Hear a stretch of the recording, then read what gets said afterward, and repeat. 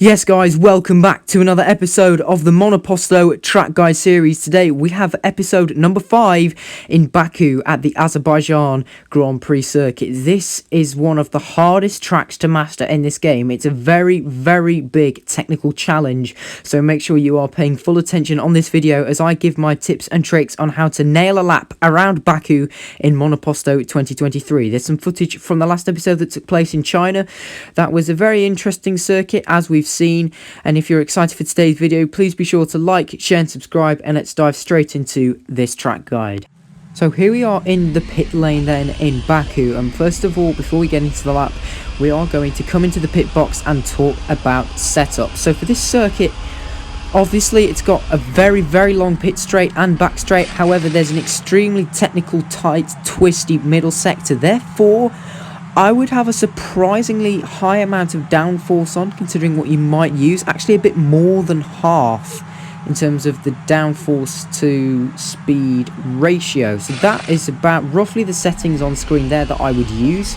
As I say, I think I'd rather have downforce and be quick in the middle sector, because you can use ERS and slipstream when you're on this track to overtake anyway, and it's stupidly OP, so that's why I'd make sure that you don't lose as much time in the twisty middle sector, because that's where it's easier to make mistakes. Starting the lap in Baku, obviously when you get to the final corner, just take a pretty ordinary line through there, and it's just foot flat to the floor, because you're going to be hitting the start finish line at pretty much top speed anyway. Just try and take the path of least resistance up into ERS. You'll be able to get a DRS open just on the pit entry as well, and then it's full gas to turn 1. Speaking of turn 1, you want to make sure your car is on the right hand side as you approach the corner. Now, something that I do want to point out is a slight change. The track is not directly straight as you head to the first corner, so it's very easy if you're right on the right hand side. If you're heading in a straight line, it would be easy to dip your right hand tyres into that gravel on the right hand side. Do not do that. You can see clearly there the track is not straight. There's almost a little wiggle as you approach the first corner, and it's really easy to do this. If you were to dip a tyre, then you would just go spinning.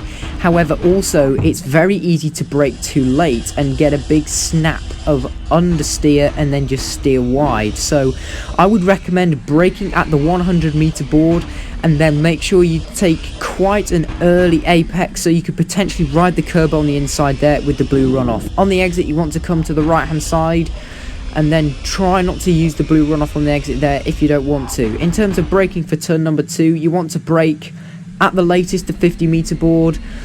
I would probably brake at the 50 meter board, or if you're not quite that confident, then you can quite easily brake at the DRS marker. That's absolutely fine. The DRS line is a very obvious place to brake. As I say again, take quite a shallow apex on the left hand side, then come wide on the exit, but not too wide again. Do not dip your tyres on that gravel there. Straight up into DRS and ERS. Again, there's blue runoff on the right hand side, but not for the whole straight, so I wouldn't use it, to be honest, on this particular track. As we get towards turn number 3, braking at the 100 meter board, dead on the 100 meter board, no later than that. If you try and brake at the 50 meter board or any later than that, you can just about make the corner. However, then you're likely to dip a tyre onto the gravel trap and therefore go spinning out. So I brake at the 100 meter board, take a shallow apex so you can get on the power earlier. After all, they say slow in, fast out. So that's why I think on this track where there's so many low speed corners, getting a better exit is critical to trying to deduct some lap time.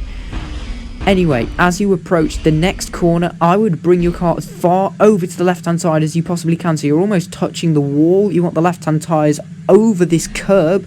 Obviously, you'll want to brake at the 50 meter board, and this is kind of the trajectory you want to take as you're heading through this corner. It's quite difficult, and obviously, you can take this curb and this blue runoff, and then you just come and turn your car into the right.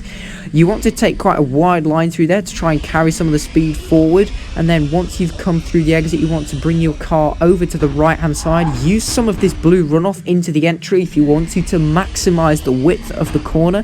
Then turn in again, take an early apex, and then once again on the exit, take the right hander as close as you can to that inside curb. However, do not drift too wide on the exit once again. Notice the track is not completely against the barrier, so do not drift that wide, because this is some of the treacherous gravel that you simply cannot turn the car over effectively. As you can see, it just collects a load of dust, and you can almost risk spinning out, as I've just done there. So do not touch that. And we're now approaching the start of Sector 2. So as you're approaching this corner, you want to use the curb on the left hand side to brake at the 50-meter board. As to say, your car wants to be on the left hand side as you want to turn into this corner. Just kind of take the line that I've just done there, use a tiny bit of curb on the exit if you want to, and now of course the infamous castle section. You're braking at the 50-meter board. This is so hard to get right. I would ride that curb on the left hand side initially and then stay as close as you can on the left, bring your car across to the right, and then take quite a surprisingly shallow line on the exit. That's what I would do, and then obviously your car will hopefully be on as far right as possible. That's what I'd recommend. Then you'd be up into ERS, and then for this corner, this is just a kink really, but take the path of least resistance down towards the next, well really what is the final heavy braking zone, where I'd recommend braking no later than that curb on the right hand side. You could probably brake at the 100-meter board. That's probably where I'd be braking in my races. However, if you are doing a qualifying run, then what I would recommend you do is you could brake no later than the curb just coming up here on the right hand side. You want to make sure your car is on the right, as I say, going into this corner, and this is quite an easy corner to get wrong. I found that when you get in towards the corner, you want to take quite a late apex actually, so use this curb on the right hand side if you can. And then I'm just going to try and back up and show you something else as well, because there is actually a bump to this track on the left hand side. If you take a too shallow a line through that corner, there is actually a small bump in the circuit which can cost you time. So that's why I find it's actually better to stay slightly wider through this corner. I can't remember what corner number it is off the top of my head, but yeah, whatever you do, don't try and take this line. You can see, I don't know if you noticed, there was a slight bump there, so I wouldn't use that.